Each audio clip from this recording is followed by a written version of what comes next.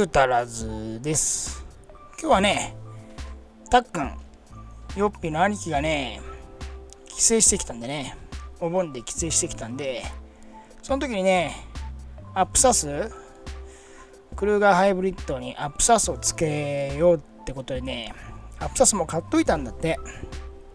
それをね、つけていこうってことでね、でも早速ね、作業入ってるけどね、まずリアからだね。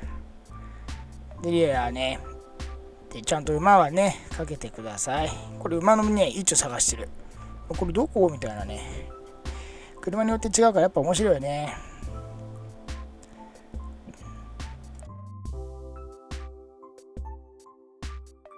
リアからなんで、どんどんね、タイヤも外していきましょう。これ、レグザイルの22インチ入ってるんだよね。このセンターキャップのビスがね、やたらと多い。飾りっていうのかな。このビスが超多いんだよね。さすがこれだよね。アメリカ仕様だよね。超多いです。で、このクルーがあれだね、初期っていうか、ハイブリッドの初期だよね。3.5 リッターのハイブリッドだから、めっちゃ速いんだよね。めっちゃ速い。ハイブリッドのくせにリッター10キロって言ったっけな。そんぐらいだよね。3.5 リッターだからね。4リッター換算だっけな。確かそんぐらいだよね。4リッターで10キロだったら結構やっぱ走るもんね。燃費はいいよね。でね、ずっとこれ使えねえなと思ってたけどね、これ案外使えることにね、気づき始めました。氷結なんちゃら。やっぱりどうしても10万キロ走ってる車だとね、このスタビリンクのところね、これ外れないんだよね。固着しててさ。で、真ん中にこの六角を差し込んで、でレンチで回すっていうんだけどさ、これね、結構ね、何回かね、俺ダメにしたことあるんだよね。古い車、特にね、雪国だとね、これがね、結構錆びててね、これが厄介だよね。でもね、この氷結なんちゃらやるとね、結構意外とすぐ取れるんだよね。結構スッと取れるんですよ。なんでね、最初ね、使えねえじゃんと思ったけど、最近なんか使えるんじゃないっていう方に傾いてます。結構多分使えるんだよ、これ。ちゃんと使うとね、使えるっぽいです。でね、すんなりスタビリンクも外れました。このフロントの右側、左側だっけな、スタビリンクのブーツがね、破けてたんでね、それはタックン交換してもらいましょう。でね、リアのストラットの頭は室内だね。ここからね、アクセスします。このね、パネル取るとね、すぐもう見えます。こうやってすぐ見えると便利だよね。パパーっとできるから。なんでもリアはね、簡単だよね。やっぱね、車ってね。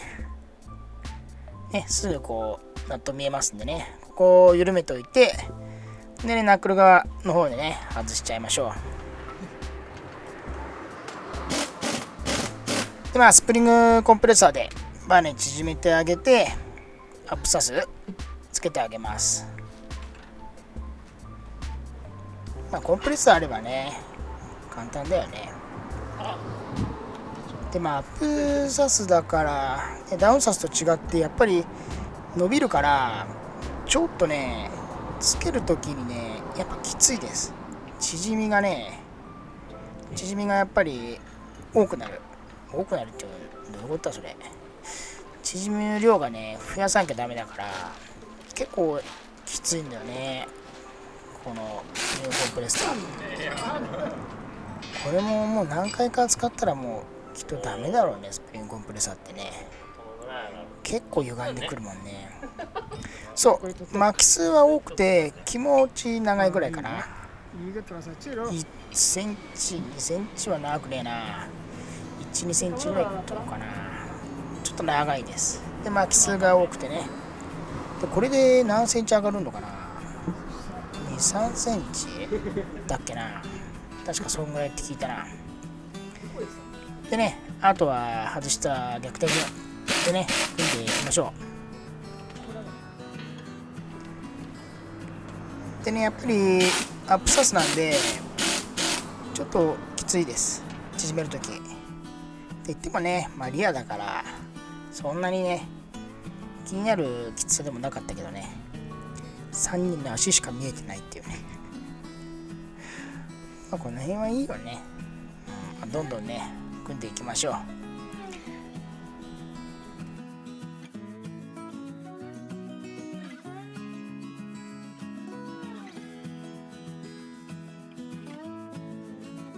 もうブーツも破けてたんでね、そのまま再利用ですけど、仕方ないよね。10万キロ超えてるから。結構やっぱり10万キロで雪国だとどうしてもね、こういうところ錆びてたりだとかブーツの腐食だとかが結構あるんでね、変えれるなら変えた方がいいんだろうね。でもその割に綺麗だったと思います。あとはね、外した逆手順でどんどん組んでいきます。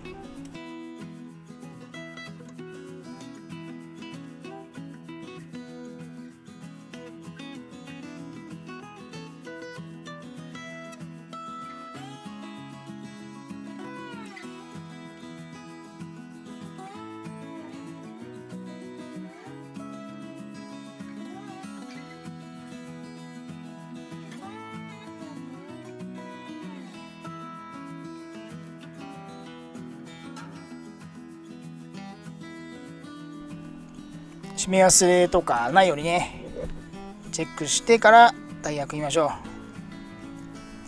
う。やっぱアップサスだとね、やっぱりちょっとねガタが出る時もあるんだよね。アクティの場合もそうでした。その締めが弱いっていうか、車両につけた時に縮んでガタが出るんだよね。ガタが出るっていうか、手組みの時にどうしても締まりきらない部分が出てくるのかもしれない。なのでね、アップサスつけた時はね、アップサスつけた時やっぱり増し締めなんかちょっと走って増し締めした方がいいです。緩み結構出てくるんで、結構出てくるな。アップサスの場合はね、特に緩みがね出てくる気がする。でね、結構上がったよね。こうやって SUV の場合、車高上がるとね、もうすごくこの車体がでかく見えるんだよね。ローダウンより上げた方がね、車体はねめっちゃでかく見えます。SUV はね上げた方がいいな、やっぱりかっこいいな。でね、リアはすんなりいったんでね、フロントもパパッとやっちゃいましょう。もうね、この時はね意気揚々だよね、みんなね。リア簡単だったし、前も簡単っしょみたいな。大体そうなんだよね。大体フロントにねくせ者が隠れてるから、この時もね気づかずにやってます。この後起こる大問題にねちょっと見てやってください。これがねフロントのアップサスだね。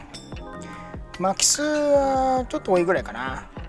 長さはねそんな変わんないんですよ。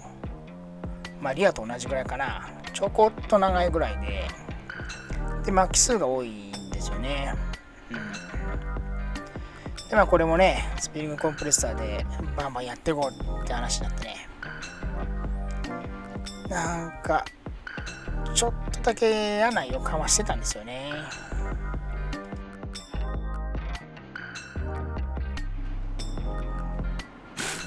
なんとね縮みきらない。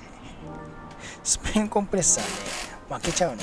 負けちゃってね、もうね縮みきらないんだよね。やっぱ硬いのかな。バネレートも多分硬いんだろうね。ほらまだまだ足りないの、縮み量が。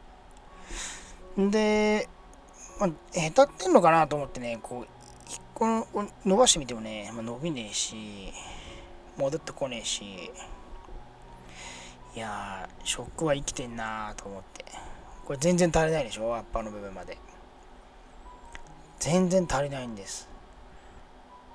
でね、まあ、こう締め足りねえじゃんと思ってね、この時はまだね、安易に考えてました。また締めりゃいいよ、みたいな。でね、これまたさらに締めていきます。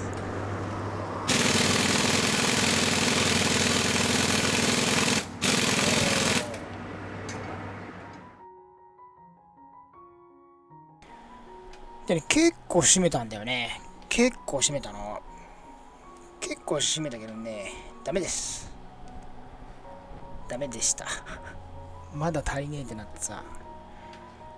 これでね、こう、ダウンサスみたいにギュッてやったらいけんじゃねえみたいな話になって、まあ、いけるわけないよね。アップサスだもんね。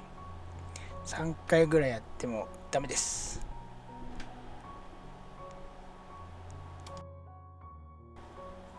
もうね、この時になるとね、スプリングコンプレッサー回りません。ネジ山かけました。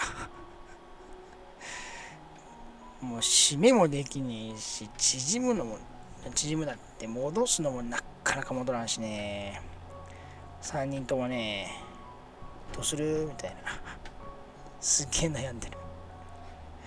もうね、途方、悩んでるというよりね、もうね、途方に暮れてる感じはね、これ使えんかったらどうすんのみたいな。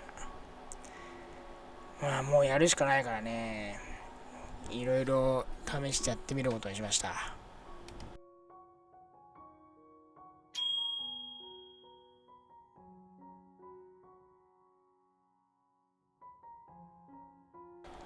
でね、もうね、アッパーをね、車両につけてね、コンプレッサー、スプリングコンプレッサー使わないでね、つけました。超大変。これ車庫調だったらね、意外とすんなりできるんだけどね、これめっちゃ大変でした。見せれません、あんな作業。めっちゃ大変だった。そんな真似しない方がいいですよ。もっとちゃんとしたでっかいね、スプリングコンプレッサーじゃないとね、アップサスはね、大変です。つけれません。まあ、どうにかこうにかね、ほんとどうにかこうにか。まあもっと他にやり方はあるんだろうけどね。俺たちはこれが精一杯でした。どうにかこうにか。もうね、この時ね、3人とも疲労困憊。でもね、ほら、作業の甲斐があって、結構上がった。まあね、初めて見る人はこんな車なんだろうねって思うぐらいだよね。見慣れてる人は上がったねと思うけど、でもね、結構もう2、3センチ上がってんだろうね、やっぱり。パッと見やっぱ違うもんね。車がでかく見えます。で、まあね、2、3日後ね、この車、フェンダーがついてるんですけど、オーバーフェンダーつけてるんですけど、車高も上がったし、ちょっと出そうってことでね、この後、ワイトレーかましてます。なのでね、センターキャップはワイトレー車でお預けです。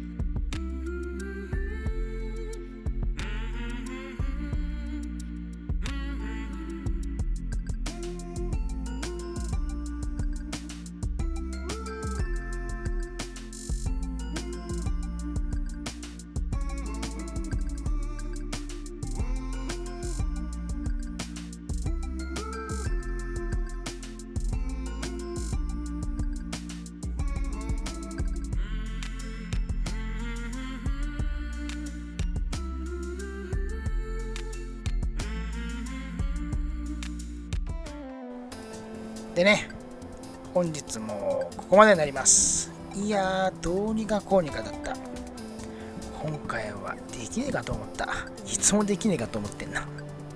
いや、ほんとどうにかこうにか。やっぱりでっかい、なんて言うんだろう、スプリングコンプレッサーみたいにいるね。アップサスつけんだったらそれないときっと無理だね。縮みきらないっていうのをね、勉強しました。まあね、機会があれば油圧のね、スプリングコンプレッサー買おうかなっては思ってます。でね、たっくんまあこの後、あれだね、ワイトレーつけて、フロントのグリルガードもね、なんかね、このグラグラするんだよね。メーカーがそれでいいっていう話なんだけど、それじゃダメでしょってなってさ、そのグリルガードをね、きちんと固定する作業もね、していきました。クルーがね、たっくんはたまにしか帰省しないんでね、その時に作業してるんですけど、その時にね、いろいろね、買ってきて、これ作業していくので、その時またね、いろいろ動画撮れたらいいなと思っております。たっくんまたいろいろ買ってきてね。ということでね、本日はなかなか大変でしたけど、ご視聴ありがとうございました。よろしかったらグッドボタン、チャンネル登録よろしくお願いします。ありがとうございました。